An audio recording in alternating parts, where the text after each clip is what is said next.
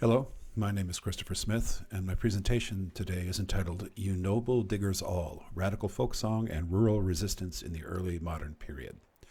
I'd like to begin with a land acknowledgement. I am speaking from the unceded lands of the Nomkig and Algonquian, and I live and work on the tribal lands of the Cherokee, Comanche, and Mescalero. I vow to use my privilege to make restitution for the crimes of my own ancestors.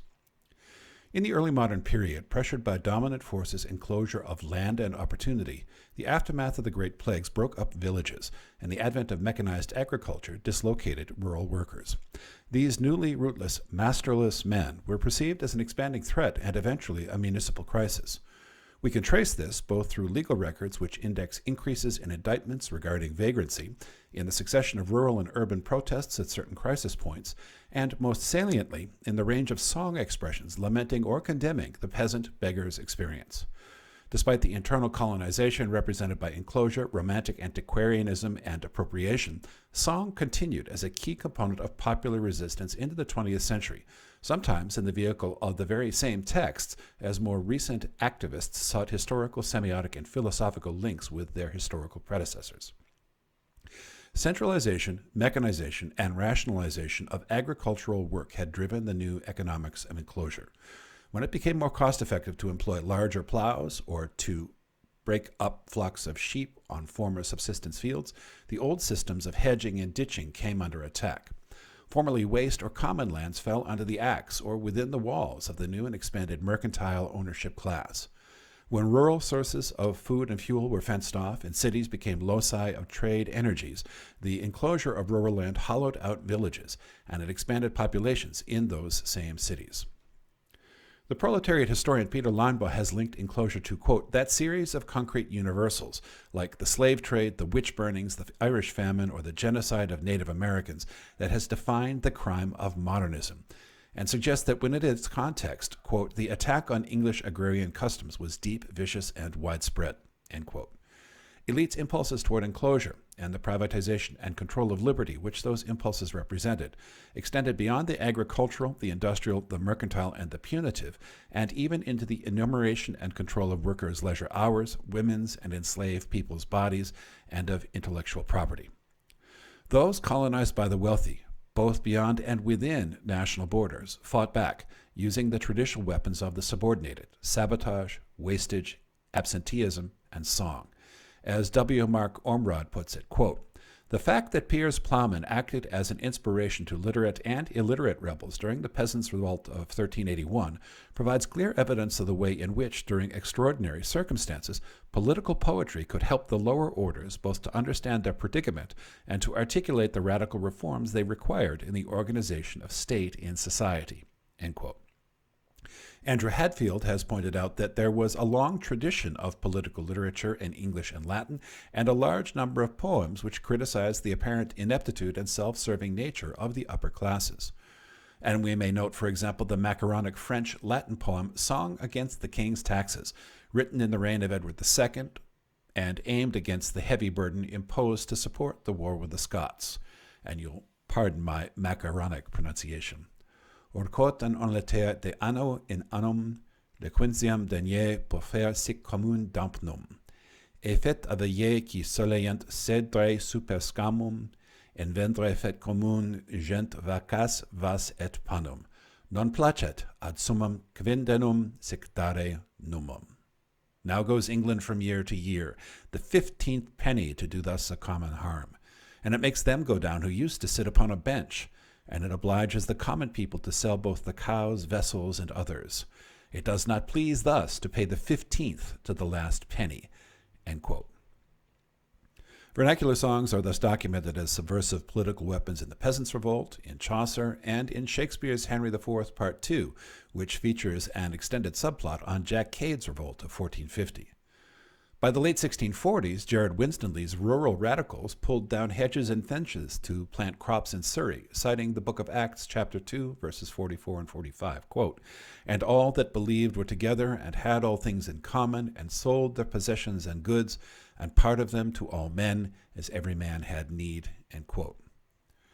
All ages and locations impacted by social change, technological change, and especially the shift from rural agriculture to urban production reflected these sorts of demographic tensions. Subgroups marginalized by gender, language, theology, or skin color were all targeted, and these included itinerant populations. For example, in the 16th century, to consort with Egyptians was itself considered felonious. In Britain, where it was common to blame unemployment, indigency, and or homelessness upon laziness, mental deficiency, or foreignness, songs like Seven Yellow Gypsies attributed an othered threat to an outsider group of allegedly swarthy-faced foreigners whose derogatory appellation originated from the false conviction that Romani people, who in fact were the descendants of Rajasthani wanderers, came from the nation of Egypt. Gypsies were understood as a romantic or threatening other, and not infrequently were the culprits of tales regarding infidelity or illicit love. 7 yellow gypsies all in a row, none of them lame or lazy, oh. And they sang so sweet and so complete that they stole the heart of a lady, oh. Likewise, in the early modern period, songs, especially those contrafacted which consisted of new rhyming texts to familiar tunes, themselves often carrying layers of semiotic association, functioned as a kind of meme, a short and memorable, because rhymed and linked to a known melody, piece of communicative and often political commentary. Songs passed from voice to ear, to memory, to voice, and to ear again with remarkable celerity and resiliency. Sometimes the names would change, as between the 15th century Northumbrian and 19th century Appalachian versions, but the crucial narrative of Lord Randall, or Little Musgrave, which crystallized the tension between rural and urban, peasant and noble, love and law, remained actually remarkably consistent.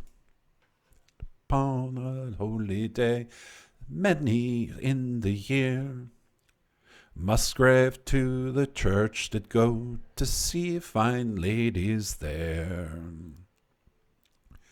And some were dressed in a velvet red, and some in velvet pale. Then came Lord Barnard's wife, the fairest amongst them all. She cast an eye on the little Musgrave, as bright as summer's sun. Said Musgrave unto himself, this lady's heart I've won. I have loved ye, fair lady, full long and many's the day, and I have loved you, little Musgrave, and never a word did say. Songs could be employed as mnemonics for a semi-literate population, a way to render political analysis both memorable and viral, while the explosion in street literature encouraged the use of contrafacted melodies themselves as carriers of subversive and or resistance sentiments. All classes and political groups recognized the power of song, but in the 16th century, quote, as opposed to those tracts and songs composed by and for economic elites, black letter songs, those composed anonymously, printed cheaply, and sold by ballad singers on the streets, were more inventively and essentially musical. As such, their political messages and behavioral influences were arguably more far-reaching. In short, their influence was ubiquitous, deep-rooted, and very hard to shift, end quote. In 1649, in the midst of the social, theological, political, and economic upheavals of the Civil War, the Council of State received news from Kingston that, quote, 30 men or so had started to cultivate waste common land on St. George's Hill near Weybridge in Surrey. Though they had been heavily fined, their cows had been confiscated, and some had been imprisoned, the movement still went on. The diggers, as they called themselves, were saying that in a few days they would be 3,000 strong, end quote. Amongst settled neighbors, wild concerns circulated, recalling Jack Cade's 15th century peasant rebellion, the contemporaneous Anabaptist threat, and more pecuniarily, the risk of digger interference with the viable sale of royalist lands. I may also point out that in the 21st century, St. George's Hill is an exceptionally exclusive gated community. Led by William Everard, born 1602, a former spy, debtor, parliamentarian, and church denier, who, quote, also called himself a prophet and was portrayed as a madman, end quote, and Jared Winstanley, born 1609, a successful tailor born in Lancashire, who had lived in London, but who, in the upheaval of the civil wars, found work as a cowherd, and later after the incidents described today became a profound influence upon the earliest Quakers, these diggers, this agrarian community of radically egalitarian dissenters, quickly came to be considered, quote, a very great prejudice to the surrounding region, and complaints were soon made to the authorities against this distracted, crack-brained, disorderly, and tumultuous sort of people, end quote. Both landowners and the later Lord Protector Thomas Cromwell's new model army acted quickly to contain and indeed to stamp out such dangerous socio-biblical rhetoric. Within a year, the encampment at St. George's Hill had been assaulted and leveled by armed men, or what we might now call paramilitaries, who had been paid by local landowners. Rejected by the locals, a target of soldiers, priests, lawyers, and landowners of both parliamentary and royalist sympathies, their acres leveled, the diggers swiftly reconvened in the alternate but equally fecund medium of the popular prince, Winstanley and others authoring tracts on the iniquity of, quote, buying, selling, and enclosing land which had been gotten through oppression, murder, or theft, kept it in the hands of the few, and thus placing the creation under bondage, end quote. In titles like The True Level or Standard Advanced, a declaration from the poor oppressed people of England, a letter to the Lord Fairfax, and the later Law of Freedom in a Platform, the diggers argued that private property and wages should both be abolished. Though Everard ended his life sometime after 1651 in London's Bethlehem Hospital, and Winstanley is first a Quaker and then eventually a warden of the Anglican Church, and although their brief apotheosis was not as well documented as the levelers, ranters, Chartists, and other and later rural radicals, the diggers proved to be remarkably resilient as a symbol of radically egalitarian resistance to economic injustice and environmental degradation. Both David Hume and Thomas Carlyle mentioned them, and they were claimed as antecedents by late 19th century communists, especially those writing in the UK. Winstanley even saw something of a revival in the mid-20th century, being subject of works by the Marxist historian Christopher Hill, and the inspiration for a radical street theater and direct action group in 1960s San Francisco. Hill's, quote, shifting narratives of radicalism in the English Revolution lent themselves to historical fiction, and they were thus one inspiration for Kevin Brownlow's 1975 black and white documentary-style film, Winstanley.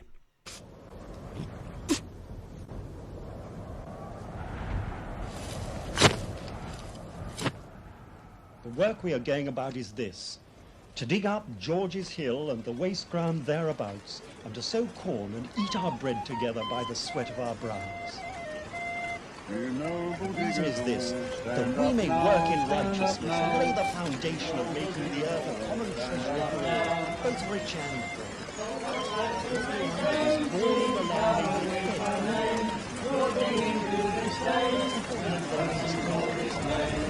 stand up now, stand up now. Stand up now, stand up now. Your hands take down, you fight for many town. The victory must come down, the force shall wear the crown. Stand up now, diggers all. Likewise, these mid-century Marxist works were the inspiration for Caryl Churchill's 1976 play Light Shining in Buckinghamshire.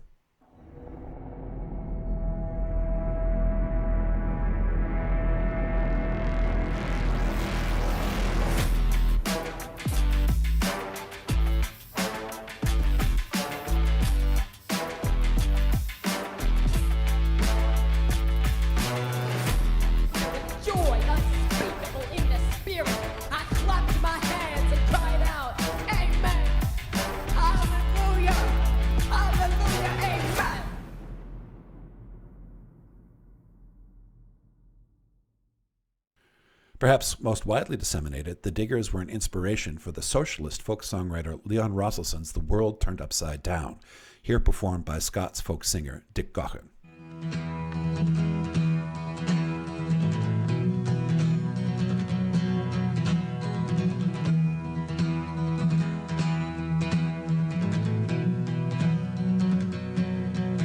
(1649) St. George's Hill.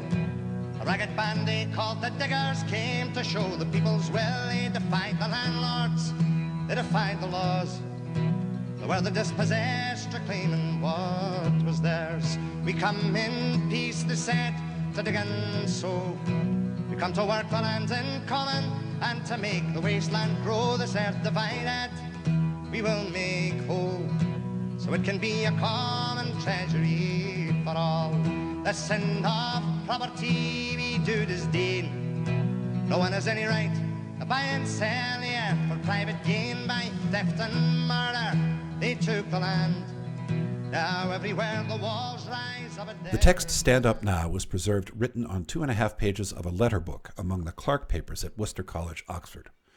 While the text was authored by Winstanley, E.W. White, in a 1940 article for the Journal of the English Folk Dance and Song Society, argues that he may have borrowed the tune from another digger's singing of some other song in the same meter. That melody, at any rate, comes from a family whose first appearance is documented in Robert Wedderburn's 1549 Complaint of Scotland, and specifically in the section entitled A Monologue Recreative, a reverie in which the author, quote, hears shepherds speaking of poetry and astronomy, then sees a Scottish warship and its crew and hears their calls, end quote. It appears as, My love is lying sick, send him joy, send him joy. This 16th century version's text was possibly a reference to those Scots who'd gone abroad to serve under the kings of France, while a more recent version anticipates other appearances of the same melody and scansion in songs associated with the 30 Years' War, various Scots Wars of Independence, and in various Welsh and Manx examples. Perhaps the best-known later contrafacts on the same tune are Admiral Benbow, an ode to a naval hero who began before the mast and died in 1702, which song's earliest version dates to 1841 and continued in the singing tradition of southern Lancashire and the multi-generational Copper family, and also Captain Kidd, after a Scottish privateersman who was executed in 1701 on charges of piracy and murder, and who was commemorated in printed broadsides in the same year. As is often the case with contrafacts, the tune is repeatedly borrowed not only because of its catchy, mournful melody and bell-like end refrains, which certainly encourage communal singing, but also because of the layers of semiotic association we have seen it to have acquired over its many iterations. In the case of this tune, there is a recurrent association between the melody and a narrative of tragic or heroic figures unjustly accused or executed by the state or other authorities, by war and or by unfortunate illness. White, for example, says, quote, a spirit of defiance of law pervades it. Benbow became a hero to men who suffered from harsh discipline and saw the inefficiency of officers who gained their posts through influence, end quote. Many of the contrafact texts contain recurrent expressions of discontent or wrongdoing associated with the tune, and recurrent associations with soldiers, sailors, and other disenfranchised and mobile populations. White makes the interesting argument that this song might have been picked up by English soldiers during the Civil Wars, and then heard in the context of the diggers in 1649, which leads to intriguing, if unknowable, speculations about interactions between the two groups, nominally opposed to one another, when parliamentary and paramilitaries were employed to drive the diggers off the land. Winstanley's own text, Stand Up Now, received an additional, unexpected burst of interest 350 years after its composition, when the anarchist punk collective Chumbawamba in 1999, as a gesture of support for The Land Is Ours, an organization that briefly reoccupied St. George's Hill before the landowners, North Surrey Water Limited, had them evicted, recorded this a cappella version 3 centuries after the diggers' fabled visit to St. George's Hill. You noble diggers all, stand up now, stand up now. You noble diggers all, stand up now. The wasteland to maintain, seen cavaliers by name, your digging does maintain, and persons all defame. Stand up now, stand up now. Your houses they pull down, stand up now, stand up now. Your houses they pull down, stand up now. Your houses they pull down to fright your men in town, but the gentry must come down, and the poor shall wear the crown. Stand up now, diggers all. With spades and hoes and ploughs, stand up now, stand up now. With spades and hoes and ploughs, stand up now. Your freedom to uphold, seen cavaliers are bold, to kill you if they could, and rights from you to hold. Stand up now, diggers all. In the early modern period, even as enclosure privatized fields, markets, gleaning, handicrafts, punishment, sexuality, and the body itself, songs like this, newly added to semiotically resonant melodies, passed ear to ear and hand to hand, sung in jails and rebellions, hinted at in instrumental versions, or shouted from the very rooftops, were a key part of subaltern resistance. Despite the swift suppression of his community by landowners and their paramilitaries, Winstanley's own verses outlived his era, echoing in the fifing tune "The World Turned Upside Down" during Cornwallis's surrender at Yorktown in 1781, in a 1960s English folk song revival partly inspired by Marxist historians, and again in the voices of the radical punks of the 1980s.